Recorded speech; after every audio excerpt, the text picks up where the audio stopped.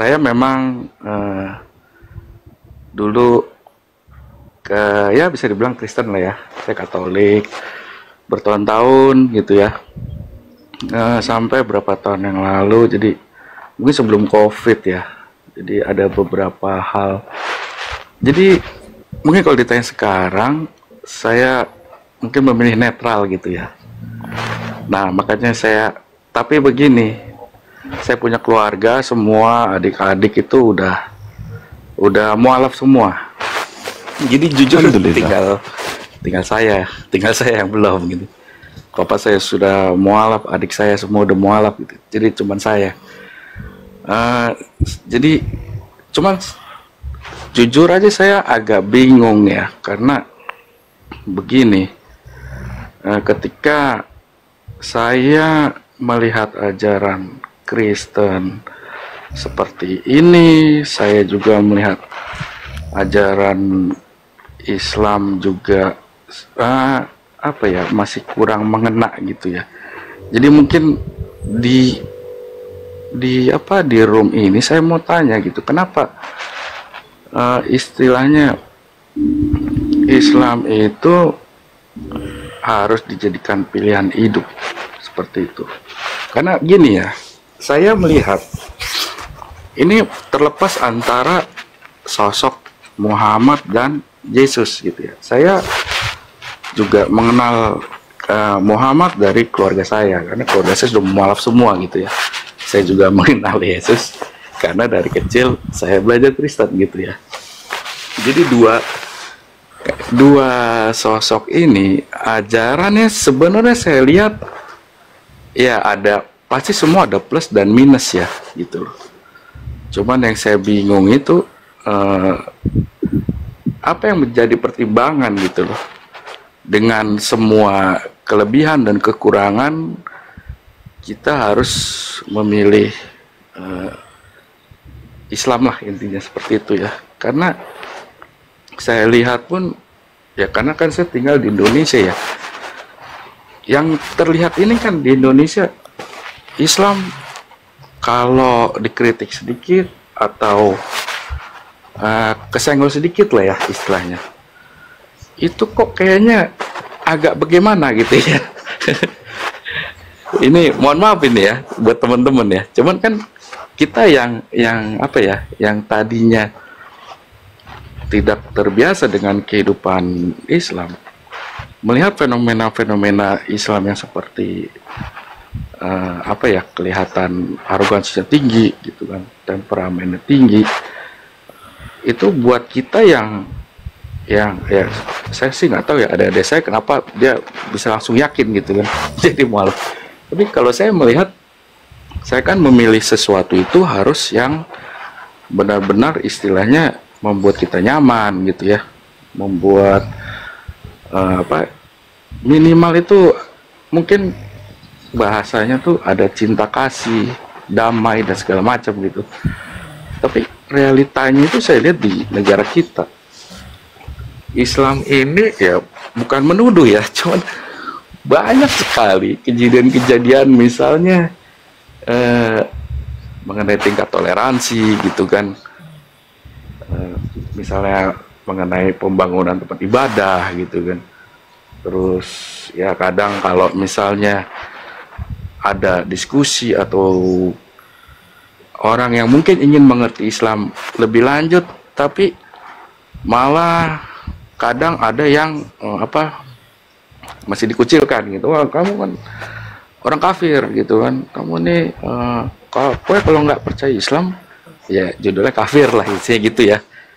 Nah jadi saya ini bingung gitu, ini apa yang harus jadi pertimbangan gitu loh, ketika orang sedang bimbang. Islam adalah bisa menjadi satu-satunya pilihan yang memang ya, tepat. cukup biar bisa dijawab dulu ya Bang ya, pelan-pelan ya. Ya, gimana itu? Mungkin rekan-rekan di sini bisa menjelaskan, gitu ya. Karena kalian mungkin ya lebih ahli lah ya. Ya udah Bang, biar dijawab dulu sama Gurunda ya Bang ya. Semuanya, ya. Oke. Iya, yang Pertama saya ingin katakan bahwa Islam itu adalah keselamatan di dunia dan di akhirat. Perintah untuk menjadi Islam jelas nyata di dalam Al-Quran. Kemudian Allah juga memerintahkan agar jangan mati melainkan dalam keadaan beragama Islam. Jadi kalau orang bertanya, saya harus kemana? Ya, mestinya pertanyaan seperti ini itu tidak bisa dijawab dengan melihat perilaku umat, perilaku penganut agama tersebut. Tapi orang berakal itu selalu menuju kepada buku panduan. Banyak orang menggunakan kendaraan ugal-ugalan, demodifikasi kendaraannya sehingga mengganggu orang lain. Tetapi apakah seperti itu cetakan yang sebenarnya? Enggak. Maka untuk mengetahuinya kembali kepada buku, kepada produknya, kepada buku panduan. Nah, tidak ada agama di atas muka bumi ini yang akan sempurna kalau kita melihat daripada perilaku umat. Maka solusinya kembali kepada kitab sucinya. Nah, maka tanya kepada diri saudara, sudah sejauh mana Anda belajar tentang Quran? Karena Al-Quran itu memiliki kemudian aspek utama di dalam memahaminya adalah akal. Nah, sedangkan kalau Anda melihat dari perilaku umat, ya iblis itu kan sudah bersumpah akan menyesatkan seluruh umat manusia. Jadi ketika ada umat Islam yang salah, ada umat Islam yang keliru, jangan salahkan agamanya, tapi salahkan oknumnya. Maka solusi untuk mencari kebenaran itu bukan melihat perilaku manusianya, tapi lihat Al-Quran. Al-Quran kuncinya. Apakah di Al-Quran itu ada ajaran yang menyesatkan? Kalau ada, tolong tunjukkan yang mana yang menyesatkan di dalam Al-Quran. Oke. Ya, silakan. Saya coba beberapa hal itu saya mencoba mempelajari ya. Misalnya rukun Islam gitu ya. Seperti misalnya naik haji. Itu saya mau bertanya, apakah naik haji itu kewajiban? Itu yang pertama. Ini kan kita bicara agama itu kan ibaratnya kendaraan menuju surga gitu ya katanya. Nah, apakah betul kalau misalnya di Islam kalau mau masuk surga dan orang itu mampu, orang itu harus naik haji? Iya, nggak ada susahnya naik haji itu kan, tinggal naik pesawat, ziarah di sana. Jadi itu mandatori atau opsional? Itu perintah Allah, itu rukun dalam Islam. Ya itulah kita manusia. Kalau kita merasa manusia, maka kita harus tunduk pada perintah Tuhan. Kalau diperintahkan kemudian ke bulan, ya ke bulan. Jangan justru kita yang ingin mengatur Tuhan. Jadi ketika Tuhan memerintahkan berhaji bagi yang mampu, ya berhaji. Itu perintah Tuhan. Kalau Tuhan perintahkan kita sujud, ya sujud. Tuhan perintahkan kita baring, ya baring. Itulah orang yang beriman. Jadi di dunia ini hanya ada dua kelompok. Orang kafir dan orang beriman. Orang beriman itu adalah orang yang mau tertuntun hidupnya. Apa yang diperintahkan oleh Tuhannya itu yang mereka lakukan. Kalau mau bebas, ya seperti binatang, ya jangan beriman. Jangan beriman. Habiskan waktu untuk mencari, tapi diri sendiri sudah nampak ada dalam diri kita itu bahwa kita ini siapa? Kok bisa ada di atas muka bumi ini? Berarti ada yang menciptakan. Yang menciptakan ini berarti pencipta. Nah, pencipta ini apa sih maunya kepada saya yang telah diciptakan? Tentu ada aturan-aturan yang dibuatnya untuk saya, untuk demi kemaslahatan hidup saya. Sama seperti dalam rumah. Orang tua pasti membuat aturan ketika anaknya ingin selamat. Maka orang tua membuat aturan-aturan. Semakin sayang orang tua tersebut, maka semakin banyak aturan dalam rumah tangga. Begitu juga pencipta langit dan bumi.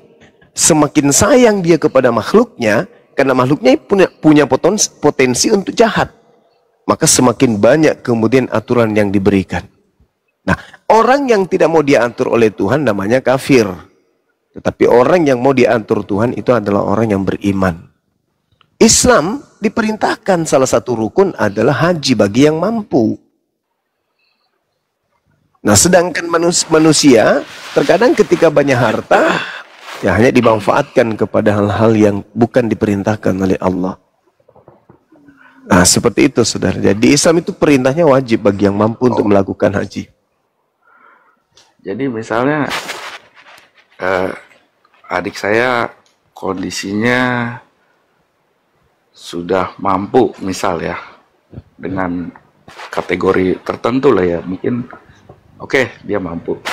Tapi dia memilih mungkin berdagang gitu ya. Ini kemampuannya sudah ada, tapi dia masih nunda gitu ya. Dia dagang dulu nih ceritanya ya, mungkin namanya juga background pedagang gitu ya. Dia dagang dulu gitu loh. Nah, belum sempat nih, misalnya adik saya naik haji gitu ya, meninggal misalnya gitu. Itu bagaimana itu perlakuannya itu? Ya berdosa itu, Bang. Kalau dia sudah mampu melakukan haji tapi dia tidak melakukan, sama seperti salat. Sudah mampu dia melakukan salat tapi dia tidak melakukan salat. Sudah mampu dia menikah tapi dia tidak menikah. Sudah mampu dia berzakat tapi dia tidak berzakat. Sudah mampu dia berhaji tidak melakukan haji. Dosa.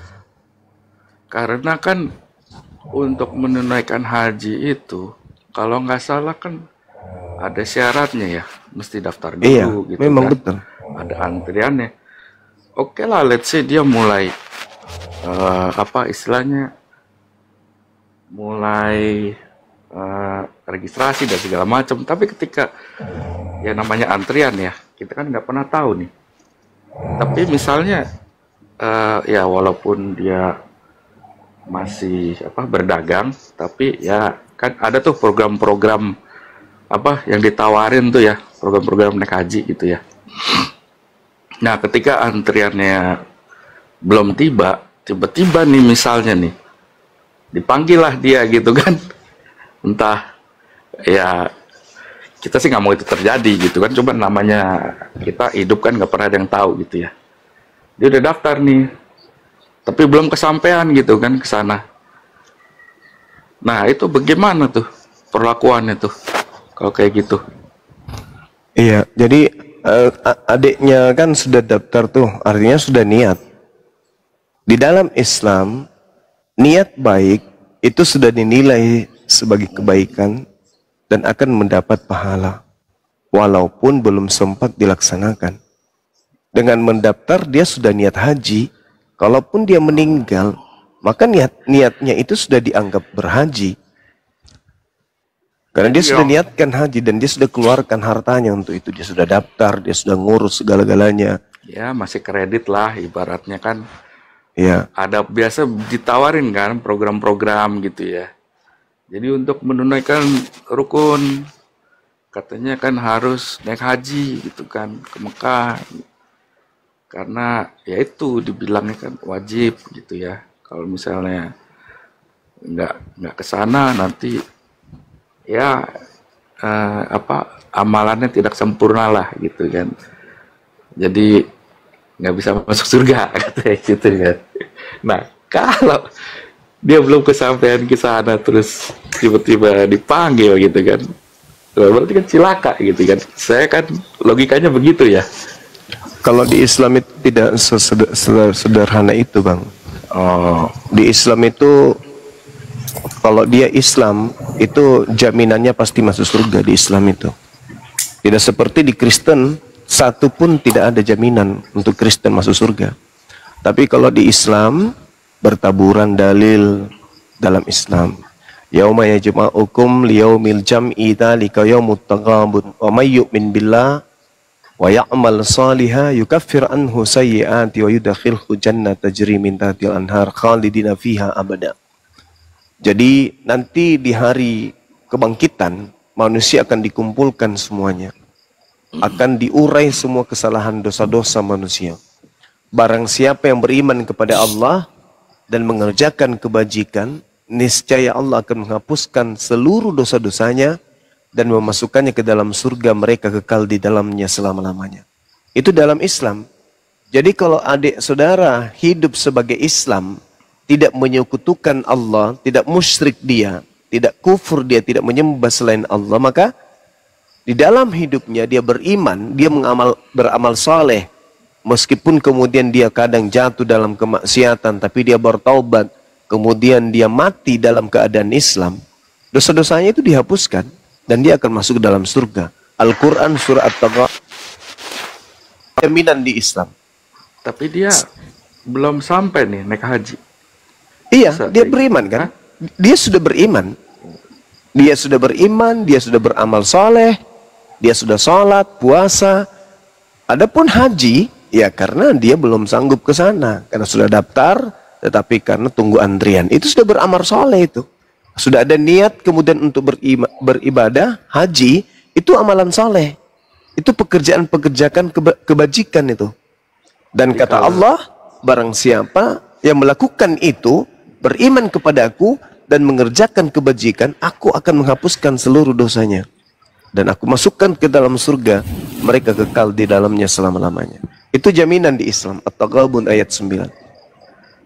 Kecuali kalau dia belum daftar atau misalnya mulai mencicil, barulah itu berarti cilaka lah, berarti dia itu ya. Nggak ada celaka bang, kan ayatnya sudah bacakan tadi. Tapi kan tidak ada dalil dalam Al-Quran tidak naik haji niat masuk neraka, nggak ada. Oh, okay. Makanya saya bingung gitu loh dengan analogi-analogi seperti itu kan. Kalau kami di Islam tidak ada kebingungan, alhamdulillah. Gimana orang-orang zaman dulu yang nggak bisa ke Mekah gitu kan? Gimana orang-orang ya kan yang wajib, yang diwajibkan itu yang sanggup. Berarti opsional dong ya sebenarnya, nggak mandatori itu ya, nggak ada istilah ya ngerti lah ya, beda opsional sama mandatori ya. Paham, saya paham. Jadi bukan mandatori bang, kalau dalam ajaran Islam itu kalau mau masuk surga kamu harus menunaikan ibadah haji gitu ya. Nggak ada mengatakan itu, nggak ada. Jadi opsional bagi yang mampu gitu ya. Iya. Selama dia belum mampu, sebenarnya ya nggak apa-apa, nggak ada masalah gitu ya. Iya, nggak ada masalah. Sama seperti perintah-perintah yang lain. Kalau orang itu tidak mampu, ya tidak apa-apa, tidak dilaksanakan. Yang penting mereka beriman kepada Allah, yakin bahwa Allah tak adalah Tuhan selain Dia. Nabi Muhammad adalah utusan Allah. Maka dia akan selamat. Di Islam itu selamat. Islam itu jaminannya selamat. Namanya saja Islam. Islam itu kan artinya selamat. Nah, ini kita bicara Islam itu kan bicara mengenai suatu agama yang sudah tercipta di abad ke berapa ya? Ya pokoknya, apakah sebelum ada Islam, saya mau tanya, semua orang yang meninggal sebelum ada Islam, berarti dia tidak bisa masuk surga? Semua orang yang meninggal sebelum Islam dan mereka di luar Bani Israel, mereka hidup di zaman Patrah, zaman di mana tidak ada nabi dan rasul diutus kepada mereka. Makanya Nabi Isa atau Yesus di dalam agama Kristen itu kan diutus kepada Bani Israel. Jadi ketika Nabi Isa datang kepada Bani Israel, mengajarkan Bani Israel untuk mengimani dirinya sebagai utusan Tuhan, di luar Bani Israel yang tidak ada nabi kepada mereka, tidak mengimani Yesus sebagai utusan Tuhan, tidak berdosa. Apa dosanya? Sementara tidak ada perintah Tuhan datang kepada mereka. Nah, cuman Kristen ini yang sibuk sendiri. Padahal mereka bukan Bani Israel. Orang Kristen sebelum Nabi Muhammad itu datang, mereka tidak ada kewajiban. Mana perintah Tuhan kepada orang Kristen? Nggak ada kan? Nanti orang-orang Kristen ini punya kewajiban ketika Nabi Muhammad itu diutus. Karena Nabi Muhammad itu diutus kepada seluruh umat manusia. Jadi seluruh manusia yang hidup sesama dengan Nabi Muhammad wajib hukumnya Islam. Karena Nabi Muhammad diutus oleh pencipta langit dan bumi litubayyina linnasi, untuk seluruh umat manusia. Sedangkan Yesus hanya untuk Bani Israel saja. Makanya Yesus berkata kepada pengikutnya, waspadalah kepada serigala yang nyamar seperti domba. Nyamar domba maksudnya non-Yahudi nyamar-nyamar Yahudi. Ya itulah Kristen. Kristen bukan Yahudi, nyamar-nyamar Yahudi, sibuk sendiri dia Kristen itu. Nggak ada yang perintahkan untuk menjadi Kristen, mereka Kristen sendiri. Tidak ada yang mengajarkan menyembah Yesus, tidak ada yang perintahkan ibadah minggu ke gereja, tapi mereka sibuk sendiri. Bedanya antara Yahudi dengan Kristen, kalau Yahudi ada perintah tertulis, mereka tidak lakukan. Kalau Kristen tidak ada perintahnya tertulis, mereka lakukan. Itulah bedanya. Yahudi punya aturan, tapi Yahudi tidak ikuti aturan. Kristen tidak punya aturan, tapi dibikin-bikin sendiri aturannya. Coba tanya orang Kristen itu, ada nggak perintahnya menyembah Yesus? Tak ada. Ada perintah ke gereja? Tak ada. Ada perintah kemudian untuk tidak bersunat dari Tuhan? Tak ada. Ada perintah hari Minggu? Tak ada. Ada perintah menjadi Kristen? Tak ada. Ada perintah merasulkan Paulus? Tidak ada. Ada perintah mengkitabkan dan mengimani Bible, kitab Roma, Galatia, Filipi? Tak ada. Mereka sibuk sendiri Kristen itu. Berbeda dengan umat Islam. Mereka sholat ada perintah, mereka berislam ada perintah, menyembah Allah ada perintah, mengimani Rasulullah ada perintah. Semua yang dilakoni umat Islam itu ada perintahnya. Nah, Nabi Muhammad datang diutus untuk seluruh umat manusia. Yesus hanya untuk Bani Israel saja. Itu bedanya. Jadi kalau ada orang di luar Bani Israel di zamannya Yesus tidak beriman kepada Yesus, tak apa. Makanya Yesus mengatakan dalam Matius 15, aku diutus hanya kepada domba yang hilang dari umat Israel. Nah, orang Kanaan yang bukan Bani Israel datang kepada Yesus. Apa kata Yesus? Engkau adalah anjing. Engkau bukan domba. Aku ini diutus hanya kepada domba, sedangkan kau anjing. Tidak layak roti yang disediakan untuk domba diberikan kepada anjing. Itu kata Yesus kepada orang non-Yahudi. Nah, ketika Islam datang, ada orang yang tidak masuk Islam, nah itu yang celaka tuh. Waman aslamu mimman iftara, dikatakan dalam Al-Quran surah As-Saff, di situ dikatakan barang siapa kemudian yang tidak mengimani Islam, setelah Islam diajarkan kepada mereka, maka merekalah orang yang zalim, orang yang memperbodoh diri. Itu kata Al-Quran. Jadi orang-orang di luar Yahudi yang tidak ada pada mereka Nabi, sebelum Nabi Muhammad datang, ya bebas. Mau ngapain aja terserah dia karena tidak ada perintah. Ya. Karena, gitu Bang. Karena kalau kita pelajari, ya sekarang pilihan agama ini banyak ya. Indonesia mengakui agama itu ada 6 ya.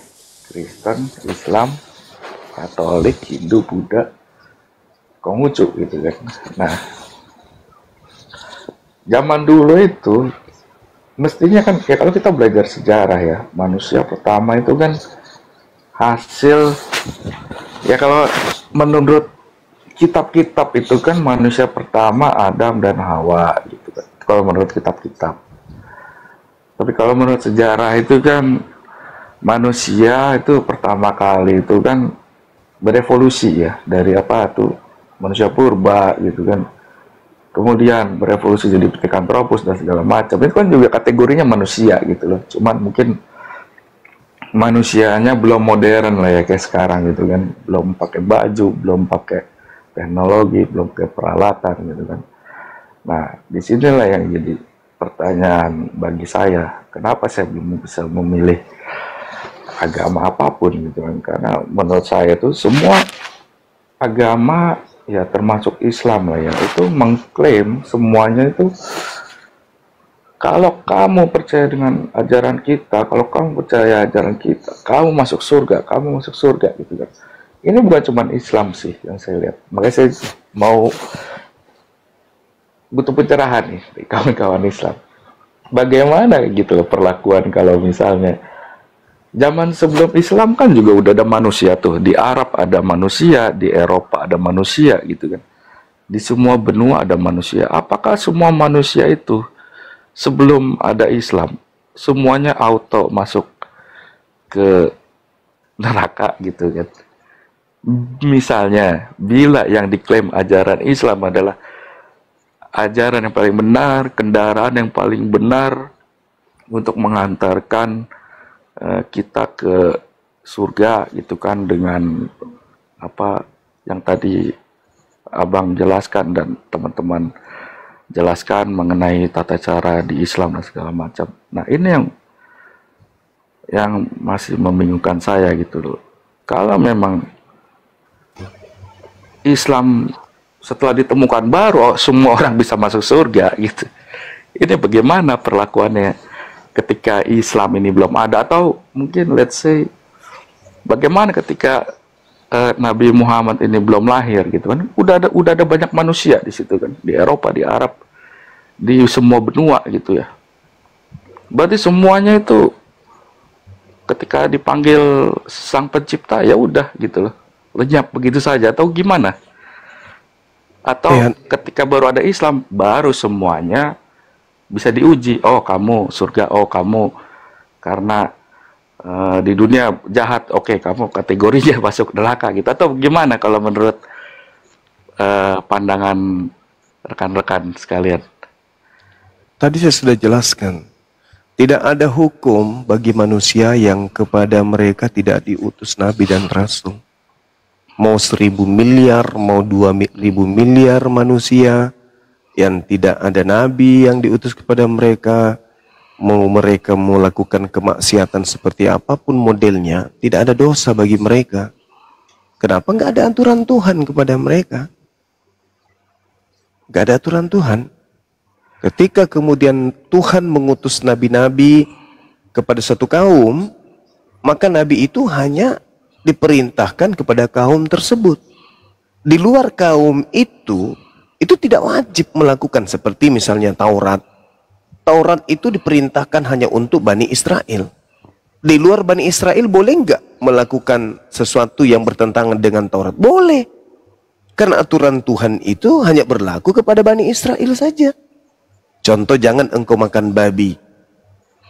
Ini perintah untuk siapa? Untuk Bani Israel.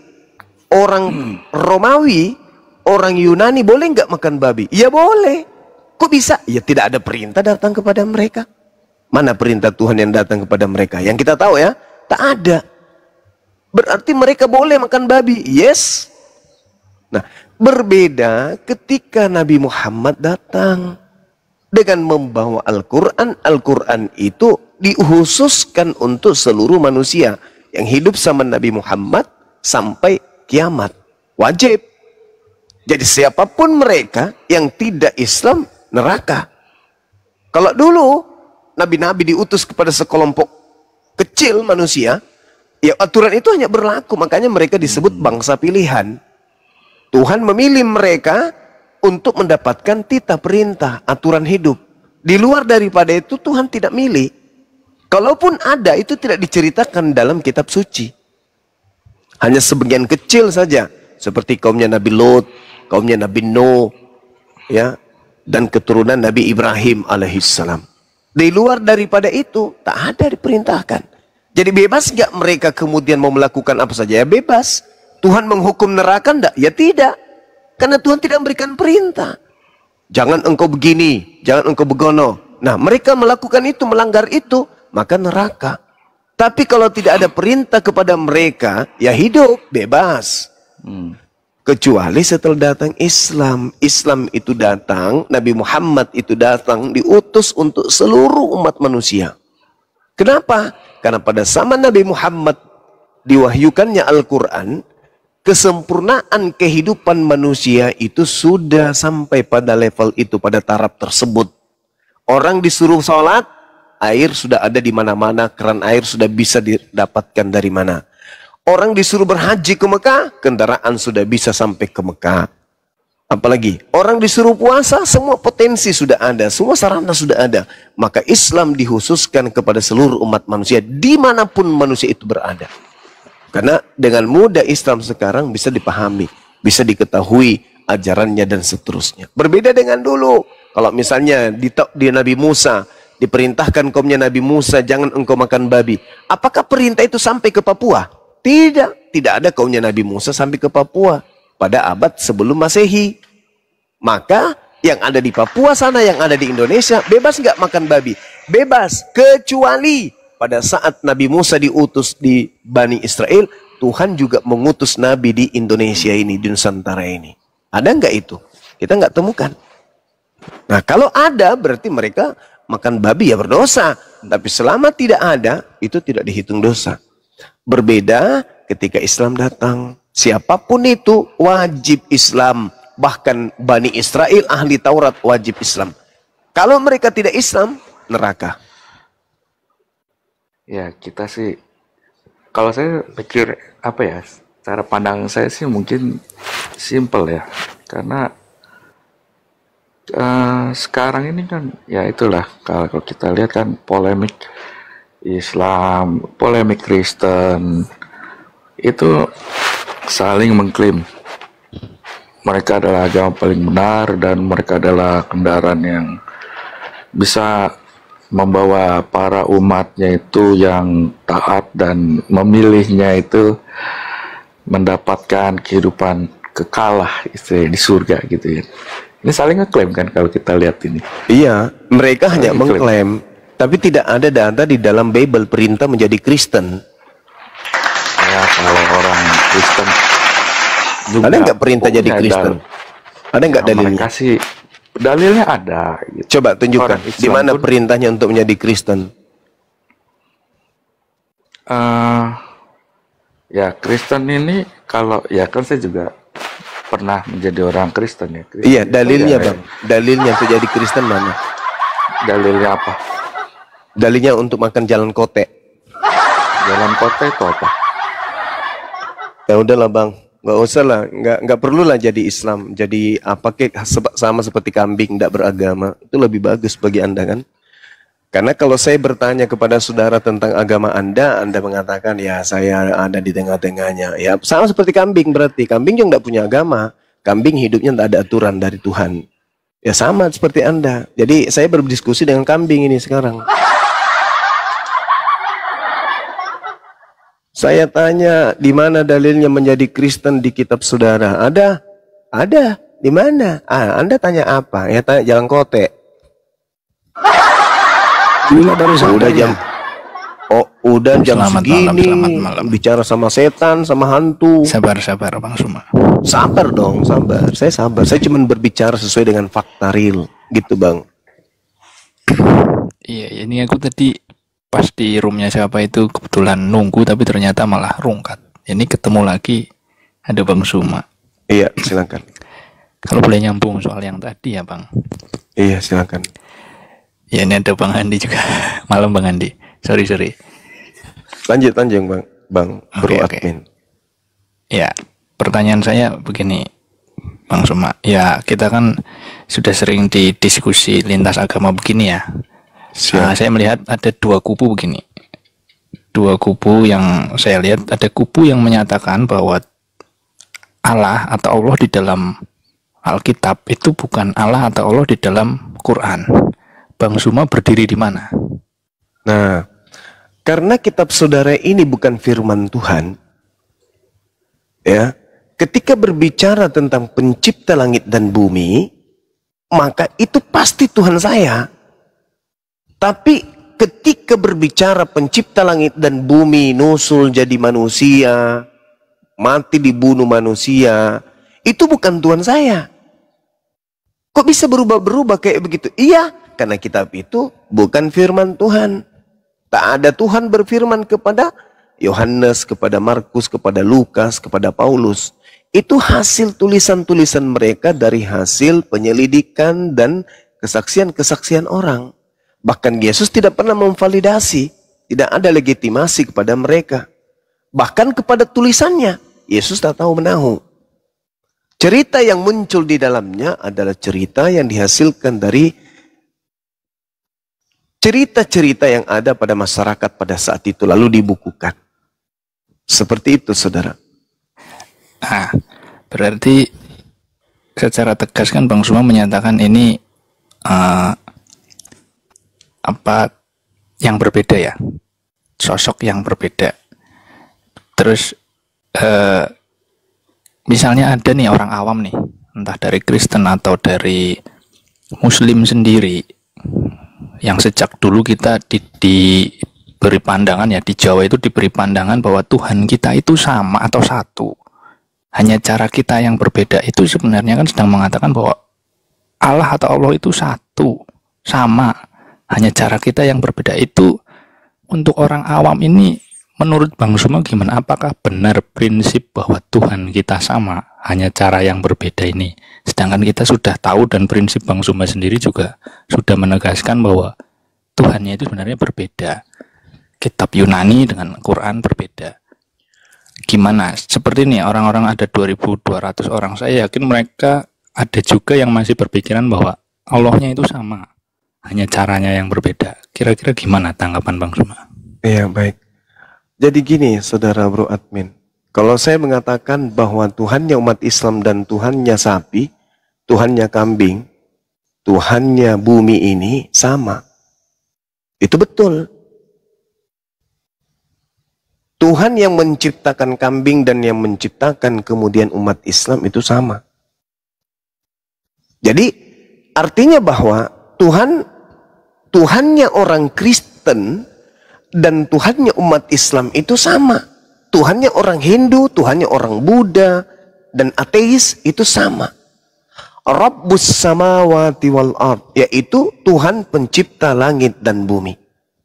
Hanya saja ada di antara kita yang menyembah kepada Tuhan yang bukan pencipta langit dan bumi, tetapi Tuhan yang kita buat sendiri. Kalau dikatakan Tuhan kita sama, betul. Hanya saja di antara kita ada yang salah Tuhan. Tapi Rabbus samawati wal ard itu cuma satu. Para nabi mengajarkan itu, bahwa Tuhan itu tidak serupa dengan makhluk. Tuhan tidak bisa jadi makhluk. Kenapa tidak bisa jadi makhluk? Karena makhluk terbatas, sementara Tuhan tidak bisa terbatas. Kalau kapan dunia ini diciptakan oleh yang terbatas, maka alam semesta ini tidak jadi. Nah, konsep yang ada dalam Islam, Bang, Tuhan itu satu. Tuhan tempat bergantungnya segala sesuatu. Tuhan itu tidak beranak dan tidak diperanakkan. Tidak ada satu apapun di atas muka bumi ini yang setara dengan Tuhan. Orang Kristen pun percaya itu. Yang membelokkan kemudian mereka untuk ragu terhadap pernyataan itu sendiri, doktrin dan dogma. Contoh, setuju nggak orang Kristen Tuhan itu satu? Orang semua Kristen akan mengatakan setuju. Setuju nggak Tuhan itu kemudian tempat bergantungnya segala sesuatu? Orang Kristen teriak, setuju. Setuju nggak orang Kristen bahwa Tuhan itu tidak beranak dan tidak diperanakkan? Nah, di sini mulai bimbang orang Kristen. Kenapa? Karena orang Kristen dicetak kemudian untuk memiliki doktrin dan dogma, manusia Kristus itu adalah Tuhan yang datang dalam rupa manusia, yang diperanakkan, dan mereka kemudian menyebutnya Yesus itu adalah anak Tuhan. Maka ketika ada konsep yang sejatinya tidak bertentangan dengan kodrat kemanusiaan orang Kristen, Tuhan tidak beranak dan tidak diperanakkan, mereka tolak. Minimal mereka sudah mulai ragu, bimbang di situ. Mau mengatakan betul, tapi Tuhannya anak Tuhan. Mau mengatakan betul, nah, gimana ceritanya? Mau mengatakan tidak betul, nak berotak. Bagaimana mungkin Tuhan beranak? Kalau Tuhan beranak berarti Tuhan punya anak. Kalau Tuhan punya anak berarti punya cucu, punya cicit. Berarti ada keturunan Tuhan, ada keluarga Tuhan, ada perkumpulan Tuhan, ada komunitas Tuhan. Ada kemudian habitat Tuhan. Gak masuk akal. Tetapi kalau ditolaknya, terlanjur menyembah anak orang. Iya, iya. Ya benar. Ya Nah memang itu, di perpisahan begitu. kita itu di situ. Silakan. Nah, memang di Kristen begitu. Nah, sekarang saya langsung ke ayat saja. Saya ke ayat silakan. saja langsung ya. Silakan. Di Yohanes 3:16 itu kan dikatakan begini, karena begitu besar kasih Allah akan dunia ini sehingga ia telah mengaruniakan anaknya yang tunggal supaya setiap orang yang percaya kepadanya tidak binasa melainkan peroleh hidup yang kekal. Nah, menurut Bang Suma ayat ini merujuk kepada Allah lain atau Allah yang ada di dalam Quran? Kalau di dalam Al-Quran diterangkan, wa is qalallahu ya Isa bin Maryam. Artinya Allah memiliki hubungan intim dengan sosok yang datang lahir tanpa ayah, dicipta dengan kalimat dan dihidupkan dengan ruh. Artinya yang diterangkan di dalam Yohanes 3 nomor 16 itu terkait dengan apa yang ada di dalam Al-Quran.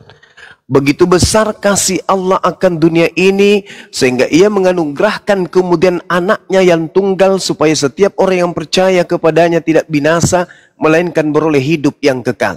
Nah, apa yang saya pahami sebagai muslim? Oh, pencipta langit dan bumi kemudian menginginkan seluruh umat manusia di atas muka bumi ini untuk beriman kepada utusannya yang lahir tanpa ayah sebagai nabi rasul untuk kaum Israel. Barang siapa yang beriman kepada itu, maka dia memenuhi salah satu syarat untuk masuk surga, yaitu beriman kepada para nabi. Begitu besar kasih karunia Tuhan akan dunia ini sehingga menganugerahkan hambanya, yaitu Yesus, supaya orang yang percaya kepada Yesus tidak binasa melainkan beroleh hidup yang kekal. Nah, umat Islam ditanya, wahai umat Islam, ya paman, percayakah kalian akan adanya sosok nabi dan rasul yang diutus oleh Allah di tengah-tengah Bani Israel, nabi yang suci terkemuka di dunia dan di akhirat, dan dia sebagai jalan keselamatan bagi kaum Israel? Percaya enggak kalian? Percaya? Itu imannya umat Islam. Tidak sempurna iman umat Islam kalau tidak percaya hal tersebut. Nah, bagaimana dengan murid Yesus? Coba Anda baca Yohanes 17 nomor 8. Percaya enggak murid Yesus kalau Yesus itu utusan Tuhan? Percaya. Justru Kristen yang tidak percaya. Ketika Yesus dikatakan utusan Tuhan kepada Bani Israel, Kristen tidak mau. Ketika Yesus mengatakan dirinya bahwa segala sesuatu yang aku kerjakan, mujizat yang aku lakukan, pekerjaan itu yang bersaksi tentang aku bahwa aku adalah utusan Tuhan, orang Kristen menolaknya. Berarti yang tidak percaya Kristen, yang percaya itu kami umat Islam. Coba, siapa yang orang Kristen percaya dengan mengatakan Yesus itu adalah Tuhan yang menjelma menjadi manusia? Siapa yang Kristen percaya? Yesus? Tidak mungkin. Yesus tidak pernah mengajarkan aku adalah Tuhan yang datang berinkarnasi menjadi daging. Nggak ada itu. Di mana Yesus pernah mengatakan itu? Justru Yesus mengatakan, aku diutus menjadi manusia bukan atas kehendakku sendiri. Aku diutus untuk domba yang hilang dari umat Israel. Aku diutus untuk menyatakan firman Tuhan kepada Bani Israel.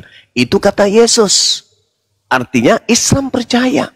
Karena begitu besar kasih karunia Allah akan dunia ini sehingga ia menganugerahkan kemudian hambanya yang tunggal, supaya setiap orang yang percaya kepadanya tidak binasa melainkan beroleh hidup yang kekal. Islam lolos. Kenapa Islam lolos? Semua ucapan Nabi Isa di dalam Al-Quran kami imani. Semua ucapan Yesus di dalam Bible kami imani. Kecuali yang mengatasnamakan Yesus tapi bukan Yesus. Contoh, pergilah ke seluruh bangsa.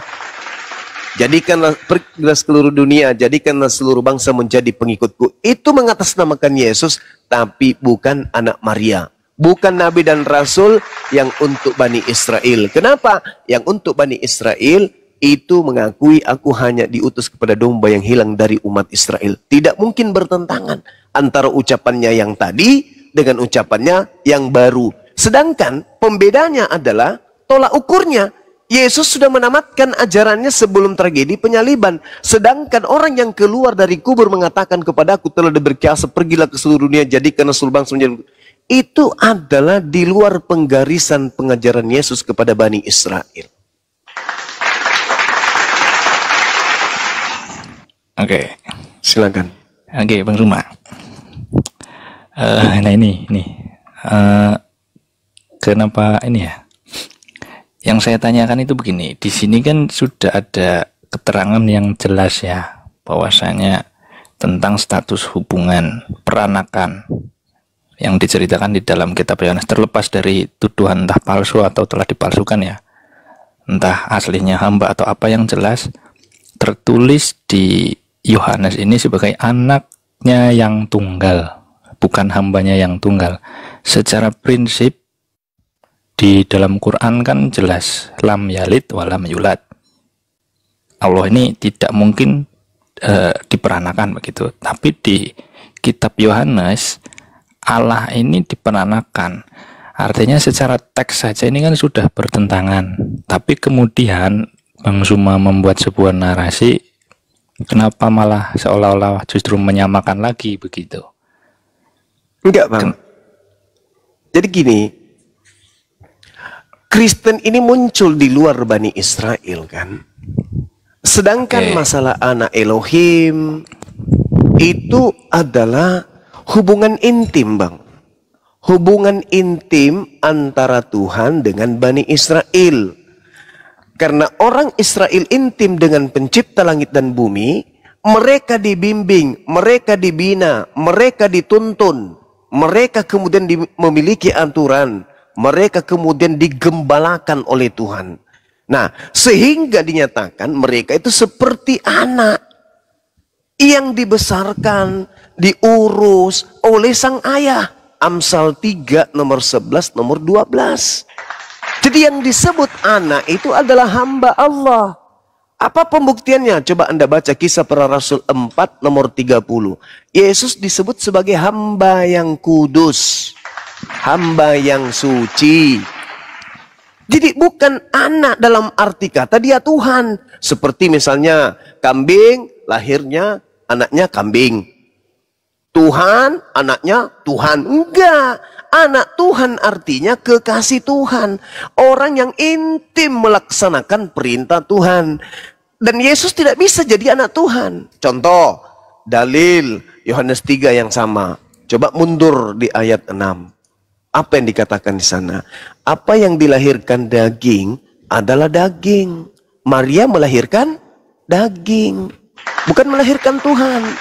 Kalaupun daging ini disebut sebagai anak Tuhan, karena itu tadi pengakuan Yesus Yohanes 14 nomor 31. Apa kata Yesus? Dunia harus tahu bahwa aku senantiasa mengasihi Bapa dan senantiasa melakukan apa yang diperintahkan Bapa kepadaku. Berarti dia ini adalah orang yang intim. Yohanes 3 nomor 34. Makananku adalah melakukan apa yang diperintahkan oleh Bapa untuk aku kerjakan. Yohanes 14 nomor 24. Firman yang kau dengar dari mulutku itu bukan dari aku, tetapi dari Bapa yang telah mengutus aku. Berarti Yesus anak Tuhan. Karena Yesus itu senantiasa tunduk berserah diri kepada perintah ayahnya. Apa yang diperintahkan oleh Tuhannya, dia menjadikan Tuhan itu sebagai ayah yang mendidik dirinya untuk melakukan apapun yang dikehendaki oleh Tuhan. Yohanes 8 nomor 29. Dia yang telah mengutus aku, senantiasa menyertai aku. Dia tidak membiarkan aku seorang diri, sebab aku senantiasa melakukan apa yang berkenan untuk dirinya. Yohanes 3 nomor 6. Apa yang dilahirkan daging adalah daging. Yesus daging, berarti dia anak Maria, bukan anak Tuhan. Karena Tuhan itu bukan daging. Dan apa yang dilahirkan roh adalah roh. Yesus itu bukan roh. Dan dia adalah daging. Kalaupun ada rohnya, itu tertulis di dalam Kejadian 6 nomor 3. Apa yang tertulis di sana? Rohku tidak selamanya berdiam di dalam diri manusia. Berarti seluruh manusia memiliki roh Tuhan. Bukan hanya Yesus. Jadi apa yang dilahirkan roh dari roh, apa yang dilahirkan daging adalah daging. Silakan. Terakhir Bang Suma. Silakan. Nah, begini. Ketika sering bertanya ya, di mana bukti bahwa Yesus adalah Tuhan? Tunjukkan secara tersurat. Yesus adalah Tuhan atau pengakuan Yesus sendiri, akulah Tuhan. Minimal akulah Tuhan. Sembahlah aku begitu. Sering kali pertanyaan itu muncul kepada teman-teman Kristen termasuk saya juga, dan memang tidak ada secara tersurat seperti itu, akulah Tuhan, sehingga kita tidak bisa membuktikan itu. Tapi yang saya heran, kenapa Bang Suma dalam hal ini di situ benar-benar tertulis anak, tetapi justru diterjemahkan dengan bahasa lain, bahkan diartikan sebagai hamba. Betul boleh, tapi tidak bisa kemudian menggantikan peran bahwa Yesus adalah anak. Karena bukan hanya satu ayat saja di situ yang menerangkan Yesus adalah anak. Misalnya di Matius, Simon Petrus juga mengatakan, engkau adalah Mesias, anak Allah yang hidup. Di Lukas juga ada banyak. Di Yohanes juga banyak. Artinya status Yesus sebagai anak Allah itu benar-benar dinyatakan di dalam Alkitab. Walaupun mungkin ada pendapat sebenarnya bukan kata Allah yang tepat ya. Lebih tepatnya anak Tuhan. Jadi yang saya mau tanyakan, kenapa dari sisi Bang Suma atau mungkin teman-teman Muslim ketika meminta pembuktian tersurat di dalam kitab suci, di mana Yesus mengaku akulah Tuhan secara tersurat, itu dituntut benar-benar ada baru bisa terbukti dia Tuhan. Sedangkan ketika membahas Yesus adalah anak Allah, yang jelas-jelas tertulis anak, di situ malah diterjemahkan dengan pengertian lain atau diganti dengan pengertian lain, yaitu hamba. Kenapa, Bang Suma? Silakan. Iya, saya tidak pernah menemukan dalil di dalam kitabnya Anda, Yesus mengaku sebagai anak Allah. Itu cuman pernyataan-pernyataan orang. Tetapi ketika dia disebut sebagai anak Allah, dia malah menjawabnya anak manusia. Tidak ada terlontar kalimat aku adalah anak Allah, itu nggak ada. Coba Anda tunjukkan kepada saya. Di mana Yesus pernah mengatakan dirinya adalah anak Allah atau anak Tuhan? Silakan. Oke, saya bacakan ya. Silakan. Di Matius 16 ayat 16, maka jawab Simon Petrus, engkau adalah Mesias, anak Allah yang hidup. Kata Yesus kepadanya, berbahagialah engkau Simon bin Yunus, sebab bukan manusia yang menyatakan itu kepadamu, melainkan Bapa-Ku yang di surga. Dan aku pun berkata kepadamu, engkau adalah Petrus, dan di atas batu karang ini, dan seterusnya, dan seterusnya. Oke. Ya. Nah, di mana dia mengatakan dia anak Allah? Kan saya minta, di mana ucapan Yesus itu bahwa dia adalah anak Allah? Oke, kalau yang langsung misalnya ya, yang itu tadi konfirmasi dari Yesus sendiri. Yang pertama, kalimat pertama itu kalimatnya Simon Petrus, yang kalimat kedua yang 17 itu pernyataan Yesus sendiri. Kalau yang lain misalnya di Yohanes yang tadi, karena begitu besar kasih Allah akan dunia ini sehingga ia mengaruniakan anaknya yang tunggal. Nah, itu kan perkataan Yesus. Enggak ada kan ucapan Yesus? Itu ucapan Yesus, Bang. Di mana Anda coba lihat?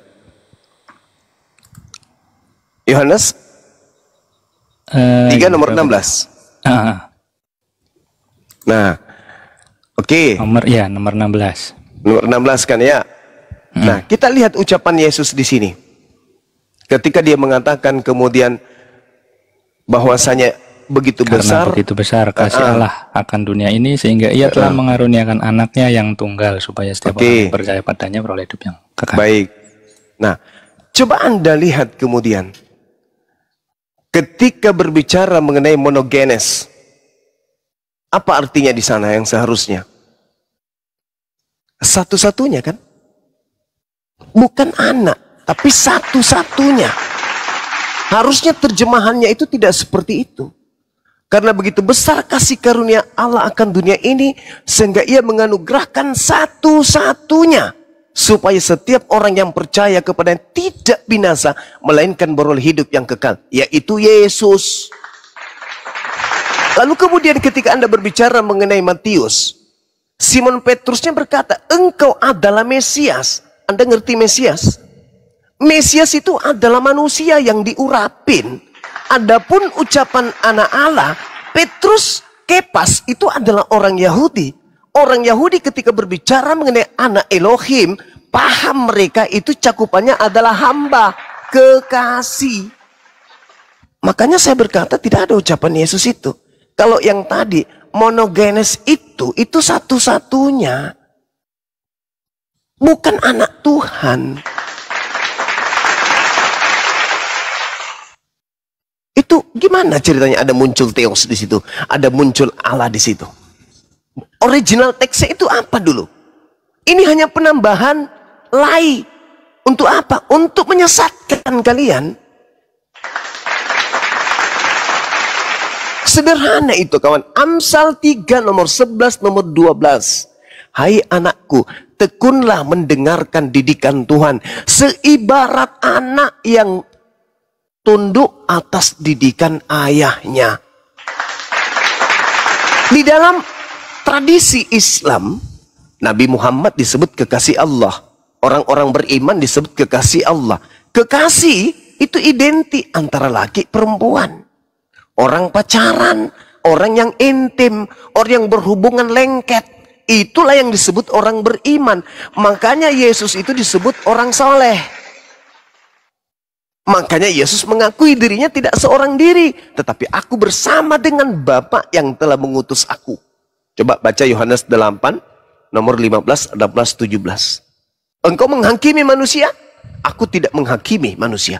Tetapi ketika aku menghakimi, maka penghakimanku itu benar. Sebab aku tidak seorang diri, melainkan aku bersama dengan Dia. Bukankah di dalam kitab Tauratmu dikatakan 2 saksi adalah sah?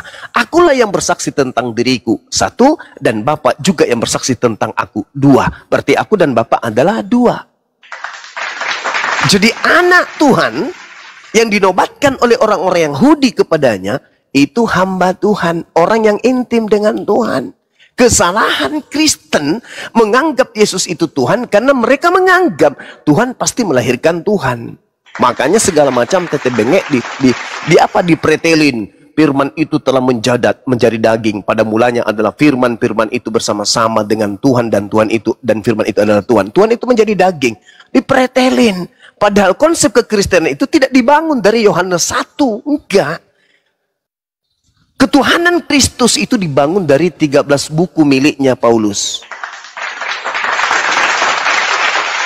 Bukan dari Yohanes 1. Kalau Yohanes 1 pada mulanya adalah firman bersama-sama dengan Tuhan, itu tidak salah.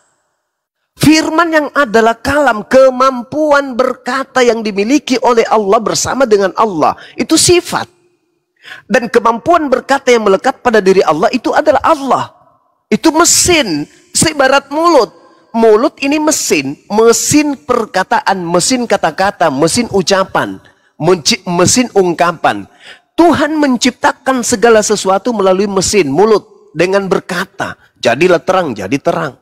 Jadilah hamil, hamil. Jadi yang bersama dengan Tuhan itu mulutnya. Yesaya 55 nomor 11. Mazmur 33 nomor 9. Yesus ucapkan apa? Manusia tidak hanya hidup dari roti saja, tapi dari setiap firman yang keluar dari mulut Tuhan.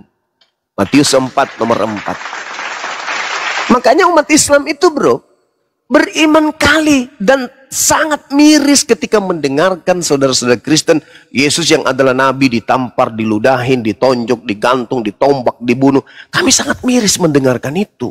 Di sisi lain, kenapa? Karena kami sangat mencintai beliau.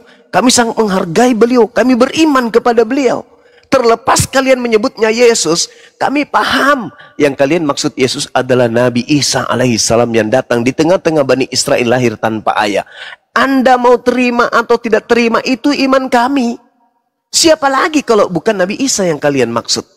Kecuali Anda ingin mengatakan, oh ini tokoh fiktif kami loh, ya kami yang buat-buat sendiri. Karena sebenarnya Nabi yang datang kepada Bani Israel itu tidak bahasa Yunani, sementara yang di kami itu bahasa Yunani.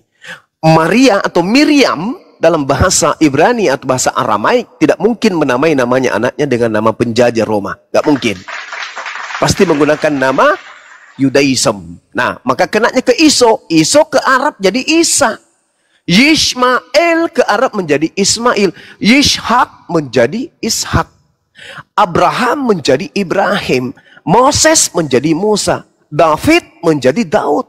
Itu kaidah. Esaus fiktif. Nggak kena. Karena tidak ada nabi yang diutus kepada bangsa Yunani. Bangsa Romawi nggak ada. Nah, kecuali Yesus kan itu di Indonesia, Pak Mas. Ya. Oke, ya terima kasih Bang Suma. Cuman siap. Ya itu tadi saya menanyakan itu karena memang terlihat enggak konsisten dalam hal tuntutan pembuktian begitu. Di satu sisi untuk membuktikan Tuhan dibutuhkan, diminta bukti tersurat, Tetapi ada bukti tersurat tentang pernyataan lain, anak Allah misalnya, itu malah diterjemahkan atau diganti dengan pengertian lain. Nah, tentang Allah sendiri saya juga tadi sudah mengatakan sebenarnya ini terjemahan yang kurang tepat. Jadi kalau ada orang bilang itu misalnya tersesat atau bagaimana, ya mungkin seperti itulah. Jadi kalau bisa teman-teman Islam juga jangan ikut-ikutan tersesat. Karena yang disebut Allah di dalam Alkitab itu sebenarnya salah terjemahan, bukan merujuk kepada Allah Subhanahu wa taala yang secara prinsip lam yalid walam yulad, tidak beranak dan diperanakan. Walaupun tokohnya mungkin mirip tokoh-tokohnya, tapi tidak merujuk ke sana. Untuk orang Kristen juga yang menggunakan ayat Quran untuk membuktikan kebenaran Alkitab itu salah kaprah. Nah, satu lagi pernyataan saya, Bang Suma.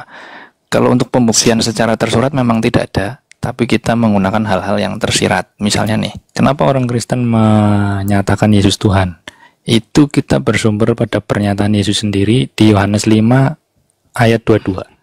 Dikatakan begini, Bapa tidak menghakimi siapapun melainkan telah menyerahkan penghakiman itu seluruhnya kepada anak, supaya semua orang menghormati anak sama seperti mereka menghormati Bapa.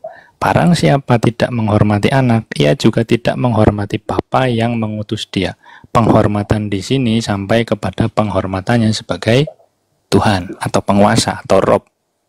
Begitu, Bang Suma. Terima kasih atas waktunya dan jawabannya. Saudara. Baik, saya jawab yang ini. Anda paham tak? Yohanes 5 itu berbicara ketika Yesus berangkat ke Yerusalem, bukan ke Indonesia. Ke Yerusalem. Dan itu berbicara mengenai hal-hal yang terkait dengan konsep kepada mereka Bani Israel. Makanya di data 19 mengatakan apa? Maka Yesus menjawab mereka. Mereka di sini oknum, bukan orang seluruh dunia, enggak. Maka ketika dia mengatakan Bapa tidak menghakimi siapapun, melainkan telah menyerahkan penghakiman itu seluruhnya kepada anak. Maksudnya apa tuh? Baca Yohanes 8, Yohanes 12 nomor 48. Baca itu. Bapa tidak menghakimi siapapun melainkan telah menyerahkan penghakiman itu seluruhnya kepada anak. Supaya semua orang yang menghormati anak sama seperti mereka menghormati Bapa. Barang siapa yang tidak menghormati anak, ia tidak menghormati Bapa yang mengutus dia. Masuk nggak di sini Kristen? Enggak. Apakah Kristen menghormati anak? Enggak. Kalau Kristen menghormati anak, anak wajib hukumnya jangan ditampar, diludahin, ditonjok, dipukul palanya pakai sapu, ditelanjangin, diludahin, digantung, dibunuh dan seterusnya. Jangan. Hindarkan anak ini dari perbuatan-perbuatan yang menghinakan. Nah, itu hanya imannya Islam tuh. Bapak tidak menghakimi siapapun, betul, kepada mereka yang sudah Yesus diberikan. Yohanes 12 nomor 48. Barang siapa yang menolak aku dan tidak menerima firmanku, sudah ada hakimnya. Mana hakimnya? Apakah Allah? Bukan. Hakimnya adalah semua perkataan yang pernah aku katakan kepada mereka. Perkataan itulah kelak yang menjadi hakimnya di akhir zaman. Ada nggak Yesus pernah mengatakan pergilah ke seluruh dunia, jadikan seluruh bangsa menjadi muridku? Nggak ada. Itu ucapan ditambah-tambahin. Kenapa saya katakan ditambah-tambahin? Sebelum ada ucapan itu muncul ketika keluar dari kubur oknum ini, Yesus sudah menamatkan pengajarannya. Yohanes 17:8, segala firman yang engkau berikan, semuanya telah aku berikan loh, dan mereka telah menerimanya. Ada nggak ucapan firman yang diterima oleh murid-muridnya? Pergilah ke seluruh bangsa, jadikanlah seluruh dunia, jadikanlah seluruh bangsa menjadi muridku. Ada nggak? Enggak. Yang mereka terima, jangan kau ke bangsa lain, tapi pergilah ke bangsa, kepada domba-domba yang hilang dari Bani Israel. Matius 10 nomor 5 nomor 6. Itu yang mereka terima. Sebelum Yesus mengatakan semuanya telah kuberikan, firman yang dari Tuhanku semuanya telah kuberikan, dan mereka percaya engkaulah telah mengutus aku. Nah, dalam poin ini kemudian Yesusnya berkata di dalam Matius 10 nomor 10 Nomor 5, nomor 6. Yesus berpesan kepada ke-12 muridnya agar jangan ke bangsa lain, melainkan pergilah kepada domba-domba yang hilang dari umatku Israel. Itu firman. Tamat sudah, selesai sudah. Waktu berlangsung, plak. Tiba-tiba di tahun 62 ada yang menulis, ada yang keluar dari kubur lalu berkata, pergilah, kepada aku telah diberi kuasa di bumi, pergilah jadikanlah seluruh bangsa menjadi pengikutku. Itu siapa? Coba dicari dulu deh, dicari dulu. Sedangkan yang mau menjadikan seluruh bangsa menjadi pengikutnya itu hanya setan. Coba Anda baca Lukas 4 nomor 6 ketika Yesus dibawa oleh iblis ke gunung yang tinggi. Apa kata iblis? Ketika dia memperlihatkan seluruh dunia dengan segala kemegahannya, iblis berkata apa? Yesus, semua itu akan aku berikan. Semua itu aku akan berikan kalau kau menyembah aku, sebab kuasa dunia dan kemuliaannya telah diberikan kepadaku. Barang siapa yang mau menuhankanku, maka aku berhak memberikan kuasa itu kepada siapapun yang aku kehendaki. Itu kata setan. Maka ketika iblis memberikan kuasa kepada makhluk pengganti Yesus di alam kubur, lalu keluar pada hari ketiga, lantas dia mengatakan, kepadaku telah diberi kuasa. Siapa yang memberikan kuasa? Yang datang kepada Yesus itu, yang memberikan kuasa kepada mayat yang keluar dari kubur ini. Pergilah, jadikanlah seluruh bangsa menjadi pengikutku. Makanya Yesus berkata, sebelum dia disalib, sebelum ada tragedi penyaliban, apa kata Yesus? Waspadalah kepada penyesat yang datang kepadamu dengan memakai namaku dan berkata, akulah Kristus. Yang keluar dari kubur itu ngaku Kristus. Makanya Paulus menulis apa? Paulus tidak menyebut Yesus, karena Paulus itu orang cerdas, cerdik, dia orang pintar. Apa kata Paulus dalam Galatia 3 nomor 13? Kristus, bukan dia mengatakan Yesus, tapi Kristus telah menebus kita dari kutuk hukum Taurat dengan jalan menjadi kutuk, sebab ada tertulis, terkutuklah orang yang mati digantung di atas pohon. Hebat kan Paulus itu? Dia tidak menyebut Yesus. Karena kalau Yesus larinya ke anak Maria, dia menyebut Kristus. Sinkron dengan pengakuan Yesus, nubuat Yesus kepada murid-muridnya. Waspadalah kepada Kristus. Paulus mengatakan Kristus. Waspadalah kepada Kristus. Paulus menyebutnya Kristus telah menebus Kristen dari kutuk hukum Taurat. Makanya orang Yahudi itu terbahak-bahak, terkekek-kekek. Kenapa bisa? Loh, ini agama bidat. Kok bisa-bisanya dia nebus dosa pakai orang bernama Kristus itu? Padahal Nabi Musa mengajarkan, bahkan anak Maria mengajarkan, Matius 8 nomor 4, perlihatkan dirimu kepada imam. Lakukan persembahan kurban seperti yang Nabi Musa perintahkan. Berarti Yesus memerintahkan kurban hewan. Imamat 1, nomor 2. Katakanlah kepada orang Yahudi apabila mereka hendak mempersembahkan persembahan kurban penebus dosa kepada Elohim, hendaklah mereka mempersembahkan kambing, domba, sapi, lembu. Kok ada tiba-tiba agama yang mengorbankan Kristus? Piye toh? Kristus telah menebus kita dari kutuk hukum Taurat dengan jalan menjadi kutuk, sebab ada tertulis, terkutuklah. Yang tertulis yang kau kutip itu bonyok, itu di Ulangan 21, 22, nomor 23. Orang yang melakukan dosa yang sepadan dengan hukuman matilah yang disalib, digantung di situ. Cobalah saudara-saudara Kristen saya ini ya. Islam datang sebagai pembawa peringatan. Anda mau sadar atau tidak sadar, itu pilihan. Tapi tugas kami adalah memberi peringatan. Nabi kami, Yesus, yang kalian sebut Yesus itu bukan Tuhan. Tapi ingat, di Islam juga dikatakan ada